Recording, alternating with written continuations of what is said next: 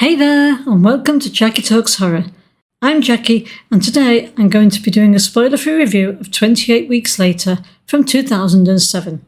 This one's a more action-based follow-up to the hit 2002 zombie film 28 Days Later, the film where the infected felt scarily human, strong, and frighteningly fast. Just a heads up, I'll be using images from IMDb and the trailer throughout this video.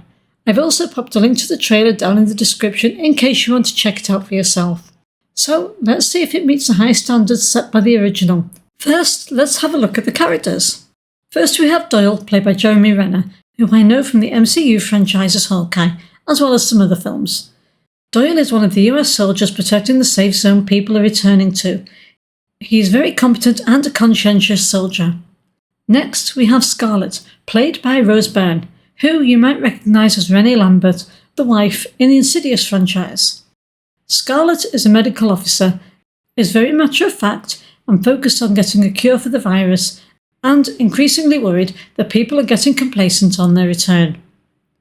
Next up is Don, played by Robert Carlyle, arguably best known as Begbie in the Trainspotting franchise. His character has the biggest arc in this, and Carlyle did an absolutely brilliant job at keeping you focused on who he is and his journey throughout. Next up is Tammy, played by Imogen Poots, who I remember as Amber from The Green Room. She's Don's daughter. She clearly understands the situation, but doesn't grasp the scale of the threat. She's fiercely protective of her younger brother and tries to get him whatever he wants. Next up is Andy, played by Macintosh Muggleton. Don's son, he acts like the young boy he is, trying to make sense of what's been going on. His innocence and confusion add a real touch of vulnerability to the story. Now this is a really solid cast, and the acting is as good as you would expect with these actors, but it isn't a character-driven film, so the characters are a little one-note. Okay, so now we've seen the cast and characters, let's have a look how this film handles the plot and pacing. So the IMDb plot synopsis reads, 6 months after the rage virus was inflicted on the population of Great Britain, the US Army helps to secure a small area of London for the survivors to repopulate and start again, but not everything goes according to plan. Even though this is a sequel, it stands alone from the first, and although if you watch the first, you appreciate the scope of the world and what it has been through a bit more. However, there is no need to have watched it in order to enjoy this one. The introduction scene is breathtaking, and a very touching and engaging way to get us invested in the world and its characters. After that, the pace slowly breathes before shifting pace again as it descends into terrifying all-out zombie chase sequences where the infected are just as fast and human-like as the original. Now, while I personally don't think it quite hits the same emotional heights as the first film, it definitely feels like it had a bigger budget and broader scope. I think some people will prefer this one, but others would rather watch 28 Days. It's a bit like how Alien and Aliens are both fabulous, but one is more action-orientated than the other, and it just depends on which genre you like the best.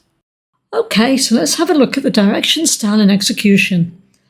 Danny Boyle wasn't available to direct this time round, so 28 Weeks Later was directed by Juan Carlos Fresnadillo. Fresnadillo managed to keep everything that worked in the original and preserve its overall feel while still adding his own flair. Boyle remained involved as an executive producer, helping to maintain continuity between the two films. It's a different kind of movie from the first. This definitely isn't more into action, but I think the scenery is more striking, with the vision of London in the process of being cleaned up particularly grim. There were some truly gripping scenes that captured both the horror and the scale of what happened leading up to this film and what's unfolding. Now, it was an interesting choice because you rarely see what comes after the contagion, the clean-up, the slow restoration of power, and the hope beginning to return after another shattering event has run its course.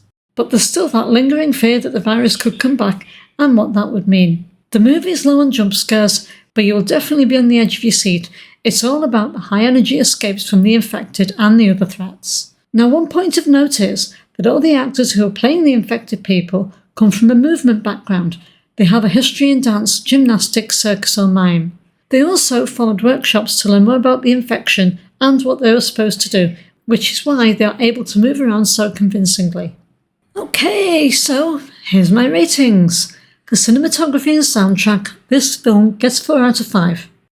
28 Weeks Later has an atmospheric and haunting musical score by John Murphy, composed in the same style as 28 Days Later by Danny Boyle. There is also some striking scenery with plenty of quick cuts in the action scenes that help keep the tension high. For special effects and gore, it gets 3 out of 5. There's realistic, terrifying zombies, although there seems to be plenty of gore, it didn't seem as prominent as the first. However, that may work in its favour. But unfortunately, most of the CGI definitely felt dated. For characters, it gets 3.5 out of 5. Our main bunch of characters that make it past 45 minutes are really likeable, even if some are a bit annoying, and the acting is excellent as you'd expect from this cast, but some of the characters' behaviour was a little on the unbelievable side, and it definitely didn't have the compelling characters of the first movie. For enjoyment and rewatch value, this film gets 3.5 out of 5. Some really great breathtaking zombie chase sequences and a real sense of escalating chaos that keeps attention high, and this film definitely does stand up for a rewatch. For personal score, this is a 3.5 out of 5-star film for me. At least one of the subplots felt a little bit forced and unrealistic, and the virus isn't the only scary thing in the film. However, I really do like this film, just not as much as 28 Days. Okay, so that's all for this review of 28 Weeks Later. If you enjoyed the first and are okay with a fast-paced action thriller that is less character-driven but definitely more intense and gory, then give 28 Weeks Later a go. It's a really good movie. Have you seen 28 Weeks Later? What did you think of it? Thanks so much for watching, and do leave your comments down below. But remember to be respectful, and remember, this is only my opinion of the film. It would be a boring old world if we all like the same things. And don't forget to hit like and subscribe. Click that bell so you don't miss what's coming next on this channel. This is Jackie signing off. Take care, and see you next time.